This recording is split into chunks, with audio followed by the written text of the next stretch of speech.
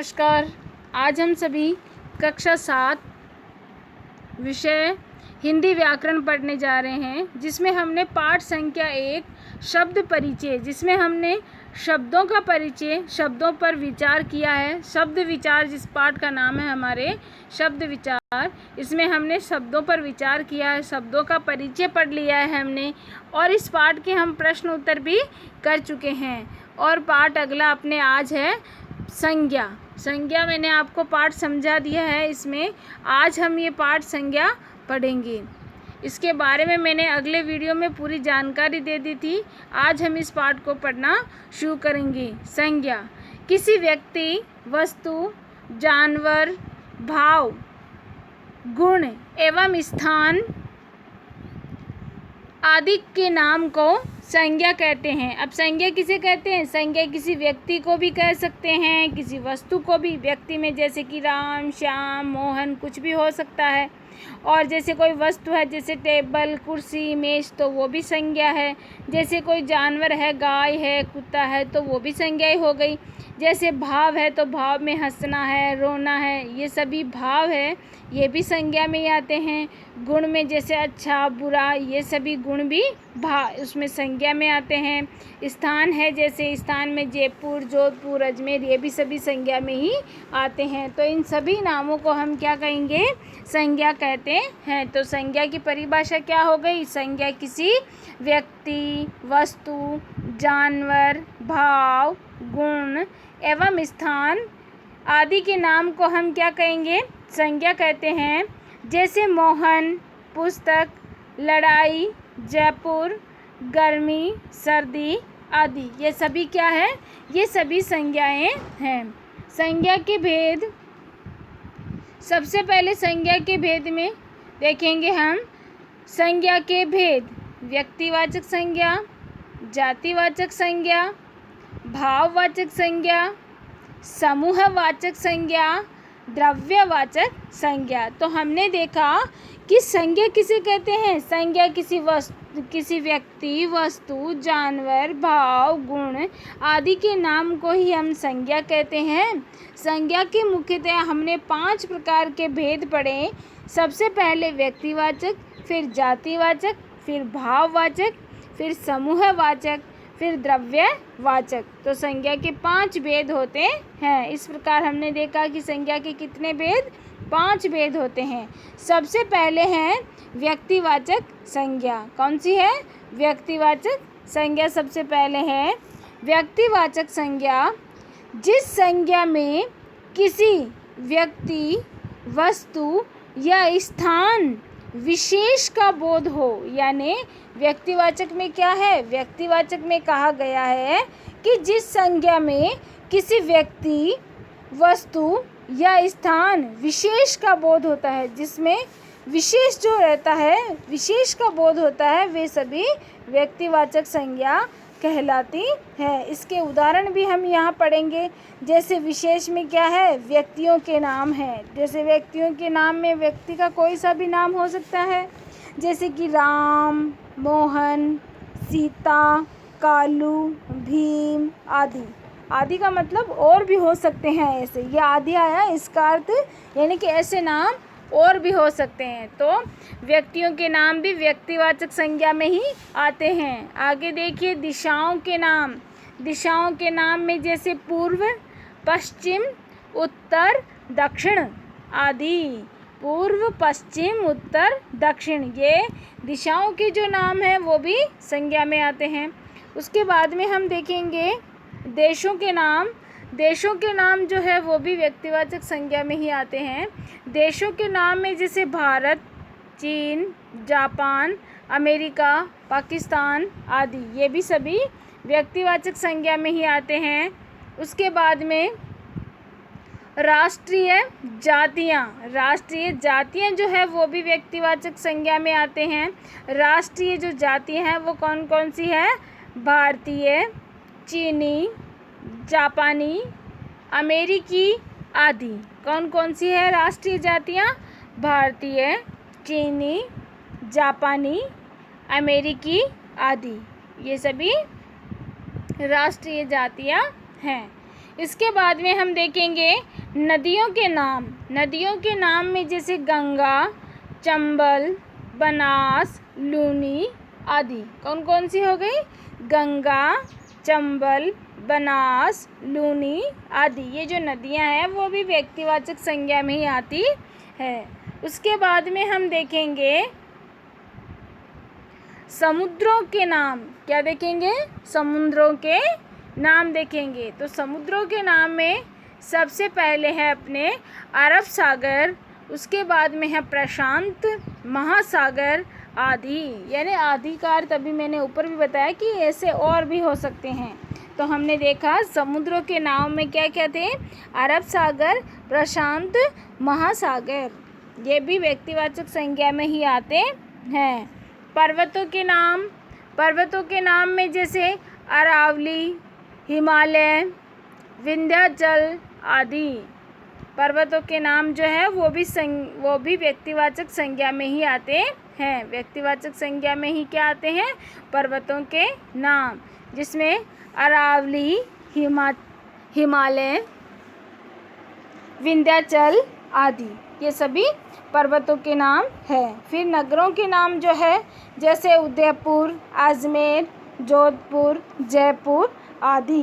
यानी जो नगरों के नाम है वो भी व्यक्तिवाचक संज्ञा में ही आते हैं। समाचार पत्रों के नाम दैनिक भास्कर, राजस्थान पत्रिका आदि।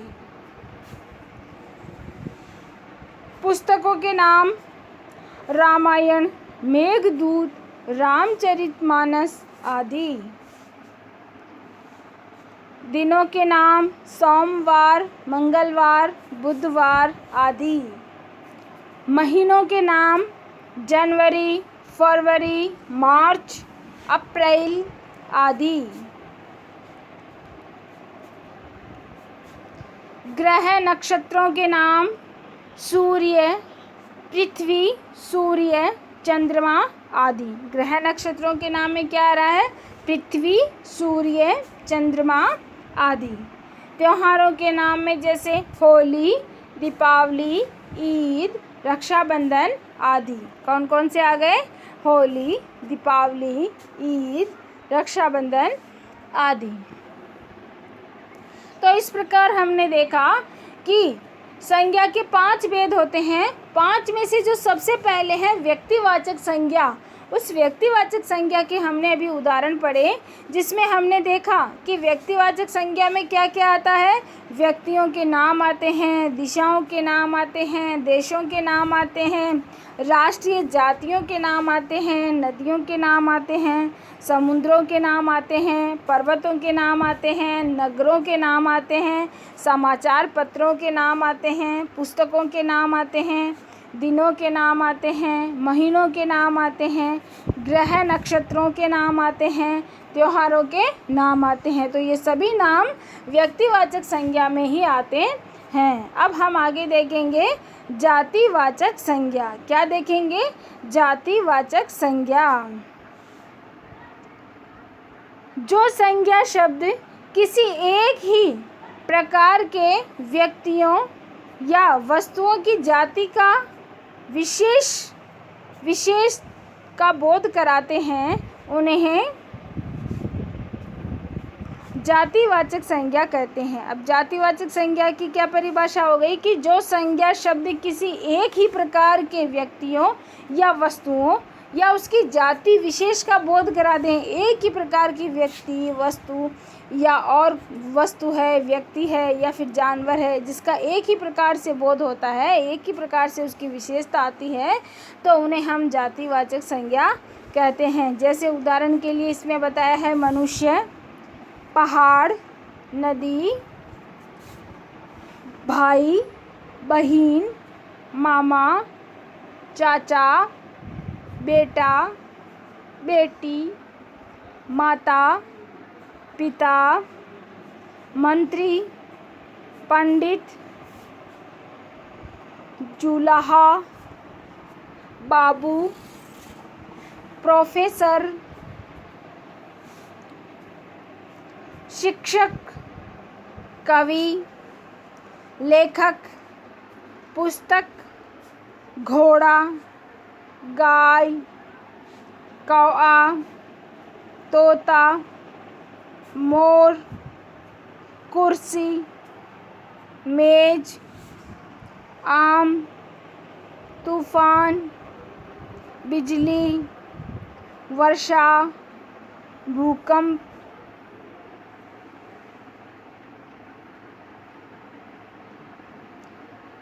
फूल आदि। तो ये सभी किस में आते हैं? ये सभी जातिवाचक संज्ञा में आते हैं। उसके बाद में हम देखेंगे भाववाचक संज्ञा। जिन संज्ञा शब्दों से किसी व्यक्ति, वस्तु और स्थान के गुण, दोष, धर्म, अवस्था, स्वभाव और भाव आदि का बोध होता हो, उसे हम भाववाचक संज्ञा कहते हैं। तो हमने क्या देखा? भाववाचक संज्ञा किसे कहेंगे? कि जिन संज्ञा शब्दों से किसी व्यक्ति, वस्तु, स्थान के गुण, दोष, धर्म, अवस्था, स्वभाव और भाव, यानी कि किसी व्यक्ति, वस्तु या स्थान के गुण, दोष, धर्म, अवस्था, स्वभाव और भाव आदि प्रकट होते हैं या आदि का बोध होता है, उसे हम क्या कहेंगे? भाववाचक संज्ञा कहेंगे। उसे हम भाववाचक संज्ञा कहेंगे। जैसे उदाहरण के लिए लंबाई, बुढ़ापा, नम्रता, मिठास, क्रोध, शत्रुता आदि। अब उदाहरण में क्या क्या बताए हैं? उदाहरण में जैसे लंबाई, बुढ़ापा, नम्रता, मिठास, क्रोध, शत्रुता आदि। आगे जैसे समूहवाचक संज्ञा। कौन सी है? समूहवाचक संज्ञा। जिन संज्ञा शब्दों से व्यक्ति या वस्तु के समूह या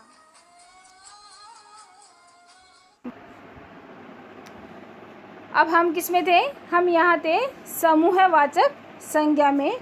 समूहवाचक संज्ञा में हमने देखा कि जिन संज्ञा शब्दों से व्यक्ति या वस्तु के समूह या समुदाय का बोध होता है, यानी किसी व्यक्ति या वस्तु के समूह या समुदाय का जिससे हमें बोध होता है, वो उसे हम क्या कहेंगे?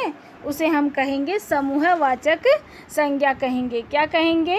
समूहवाचक संज्ञा कहेंगे। जैसे इसके उदाहरण भी दिए गए हैं, जैसे कि सभा, सेना, दल, संघ, कुंज, कक्षा, संसद, भीड़, टोली, मंडली आदि। तो ये किस में है? ये समूहवाचक संज्ञा में आते हैं। उसके बाद में देखिए द्रव्यवाचक संज्ञा। कौन सी है? द्रव्यवाचक संज्ञा। जिन संज्ञा शब्दों से ऐसे द्रव्य या पदार्थ का बोध होता हो जिनसे अनेक वस्तुएं बनती है, उन्हें द्रव्यवाचक संज्ञा कहते हैं। अब द्रव्यवाचक संज्ञा की क्या परिभाषा आई है? इसमें ये परिभाषा आई है कि जिन संज्ञा शब्दों से ऐसे द्रव्य या पदार्थ का बोध होता है, ऐसे द्रव्य या पदार्थ, जिन संज्ञा शब्दों से ऐसे द्रव्य या पदार्थ का बोध होता है जिनसे अनेक वस्तुएं बनती है, जिनसे क्या? अनेक वस्तुएं बनती है, उन्हें द्रव्यवाचक संज्ञा कहते हैं। जैसे सोना, चांदी, लोहा, दूध, घी, तेल, मिट्टी आदि, अनाज आदि। ये सभी क्या है? ये द्रव्यवाचक संज्ञा है। भाववाचक संज्ञा बनाना। भाववाचक संज्ञा बनाना। जातिवाचक संज्ञा सर्वनाम, विशेषण एवं क्रिया शब्दों से भाववाचक संज्ञा शब्द बनाए जाते हैं। क्या बताया गया है? कि जातिवाचक संज्ञा सर्वनाम, विशेषण एवं क्रिया शब्दों से भाववाचक संज्ञा शब्द बनाए जाते हैं। जैसे इसमें बताया है सबसे पहले कि जातिवाचक संज्ञा शब्दों से भाववाचक भाववाचक संज्ञा, यानी जातिवाचक संज्ञा शब्दों से किस प्रकार भाववाचक संज्ञा शब्द बनाए जाते हैं वो हम यहाँ देखेंगे। जैसे एक तरफ हमें जातिवाचक संज्ञा दे दी है, दूसरी तरफ भाववाचक है। तो जैसे बूढ़ा, तो बूढ़ा जो शब्द है वह क्या है? जातिवाचक है। क्या है? जातिवाचक है। तो बूढ़ा का क्या बन गया? बूढ़ापा। क्या बना? बूढ़ापा बन गया। इसी प्रकार जातिवाचक शब्द क्या है? पशु। क्या है? पशु है जातिवाचक शब्द। तो पशु का भाववाचक में क्या बन जाएगा? पशुता बन जाएगा। क्या बन जाएगा? पशुता बन जाएगा।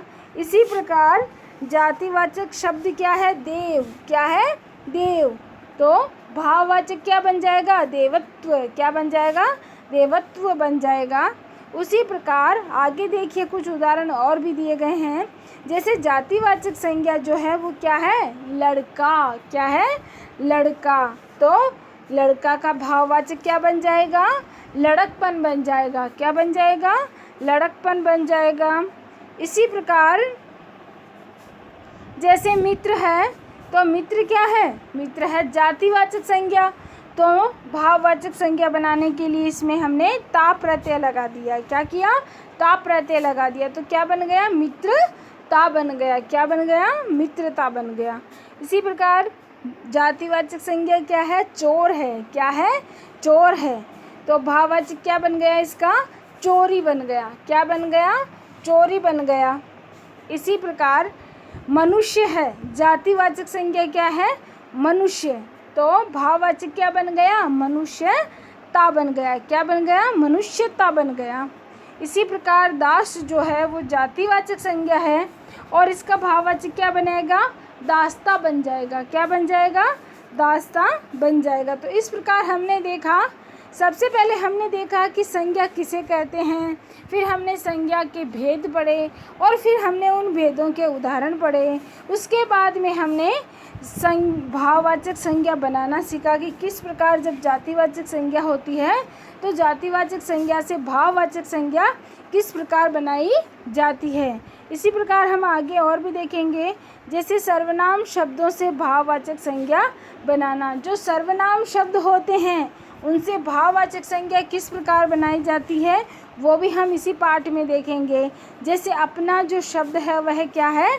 सर्वनाम है। अपना जो शब्द है वह क्या है? सर्वनाम है। तो इससे भाववाचक कैसे बनेगा? अपनत्व और अपनापन। क्या बनेगा? अपनत्व और अपनापन। इसी प्रकार निज है तो निजत्व और निजपन। निजत्व और निजपन। इसी प्रकार पराया है तो परायापन। क्या बन जाएगा? परायापन बन जाएगा। इसी प्रकार मम है तो ममता बन जाएगा। मम का क्या बन जाएगा? ममता बन जाएगा। आगे देखिए, विशेषण शब्दों से भाववाचक संज्ञा बनाना। विशेषण शब्दों से हम भाववाचक संज्ञा बनाएंगे। हमने सर्वनाम शब्दों से भाववाचक संज्ञा बनाई थी अभी पहले। अब हम विशेषण शब्दों से भाववाचक संज्ञा बनाएंगे, जिसमें विशेषण जो है वो लाल है तो भाववाचक क्या बन गया? लालिमा बन गया। क्या बन गया? लालिमा बन गया। इसी प्रकार मोटा शब्द विशेषण है तो क्या बन गया? मोटा पा। क्या बन गया? मोटापा बन गया। इसी प्रकार हरा जो शब्द है वो हरा क्या है? विशेषण है और भाववाचक बनेगा कैसे? हरियाली। तो भाववाचक जो शब्द है वो कौन सा है? हरियाली है। इसी प्रकार मीठा शब्द विशेषण है और मिठास जो क्या है? मिठास है भाववाचक संज्ञा। क्या है? भाववाचक। तो मीठा तो हो गया विशेषण और इसका भाववाचक हो गया मिठास। क्या हो गया? मिठास हो गया। इसी प्रकार गर्म शब्द है विशेषण और गर्मी जो है वह क्या है? भाववाचक संज्ञा है। क्या है? भाववाचक संज्ञा है। आगे विशेषण और विशेषण, इसमें जैसे काला है विशेषण तो भाववाचक क्या बन गया? कालीमा बन गया। क्या बन गया? कालीमा बन गया। इसी प्रकार सुंदर जो है वो विशेषण है तो सुंदरता बन गया। क्या बन गया? सुंदरता। ता बन गया। इसी प्रकार सफ़ेद जो है वो विशेषण है, सफ़ेदी बन गया। क्या बन गया? सफ़ेदी। इसी प्रकार चतुर जो शब्द है वह विशेषण है, चतुरता व चतुराई हो गया। चतुरता व क्या हो गया? चतुराई हो गया। इसी प्रकार विशेषण शब्द शरद। शरद जो शब्द है वह विशेषण है और इसका भाववाचक क्या बनेगा? सर्दी बनेगा। क्या बनेगा? सर्दी बनेगा। क्रिया शब्दों से भाववाचक संज्ञा बनाना। अब हमने पहले सर्वनाम शब्दों से भाववाचक संज्ञा बनाना सीखा, फिर विशेषण शब्दों से भाववाचक संज्ञा बनाना सीखा, उसके बाद में हम क्रिया शब्दों से भाववाचक संज्ञा बनाना सीखेंगे। जिसमें क्रिया जो है, क्रिया किसे कहते हैं? यानी कि जो हम काम करते हैं, जैसे किसी कार्य को करना ही क्रिया कहलाता है। जैसे कि कार्य का करने का हमें बोध होता है, जैसे खाना पीना, उठना बैठना, चलना सोना, ये सभी क्या है? ये सभी क्रियाएं हैं। तो क्रिया है घबराना, तो भाववाचक संज्ञा क्या बन जाएगी? घबराहट बन जाएगी। क्या बन जाएगी? घबराहट बन जाएगी। इसी प्रकार क्रिया है अपने थकना, तो भाववाचक से क्या बन जाएगा? थकावट बन जाएगा। इसी प्रकार टकराना है तो टकराहट बन जाएगा। मारना है तो मार बन जाएगा। चिल्लाना है तो चिल्लाहट बन जाएगा। इसी प्रकार इधर अपने क्रिया है लिखना, तो क्या बन जाएगा? भाववाचक लिखावट बन जाएगा। सजना का सजावट बन जाएगा। दौड़ना का दौड़ बन जाएगा। हंसना का हंसी बन जाएगा। और इधर क्रिया है अपने खेलना, तो क्या बन जाएगा? खेल बन जाएगा। तो इस प्रकार हमने देखा कि किस प्रकार क्रिया शब्दों से भी भाववाचक संज्ञा शब्द बनाए जाते हैं। कभी कभी व्यक्तिवाचक संज्ञा के माध्यम से व्यक्ति विशेष का बोध होने की बजाय उस व्यक्ति के गुण अथवा अवगुणों से युक्त वैसे सभी व्यक्तियों की पूरी जाति या पूरे समूह का बोध होता है। इस स्थिति में व्यक्तिवाचक संज्ञा जातिवाचक संज्ञा का बोध कराती है। अब इसमें क्या बताया कि कभी कभी क्या होता है? व्यक्तिवाचक संज्ञा के माध्यम से व्यक्ति विशेष का बोध होने के बजाय उस व्यक्ति के गुण अथवा अवगुण आदि से युक्त वैसे सभी व्यक्ति पूरी जाति या पूरे समूह का बोध होता है। इस स्थिति में व्यक्तिवाचक संज्ञा जातिवाचक संज्ञा में बदल जाती है। ये जातिवाचक संज्ञा का बोध कराती है। व्यक्तिवाचक होते हुए भी वो जो संज्ञा है वह जातिवाचक संज्ञा का बोध कराती है। जैसे इसमें हमें एक उदाहरण भी दिया गया है, उदाहरण के माध्यम से हम इसको समझ सकते हैं। जैसे कि विभीषणों ने सदैव ही अपने राष्ट्र को बर्बाद किया है। विभीषण जो था, विभीषणों ने सदैव ही अपने राष्ट्र को बर्बाद किया है। एकलव्यों के बिना गुरु भक्ति की परंपरा को संभाला नहीं जा सकता। तो इस प्रकार ये उदाहरण भी दिया गया है। इस पाठ के जो प्रश्न उत्तर है वो हम अगले वीडियो में करेंगे। पाठ अपने ये समाप्त हो चुका है। धन्यवाद।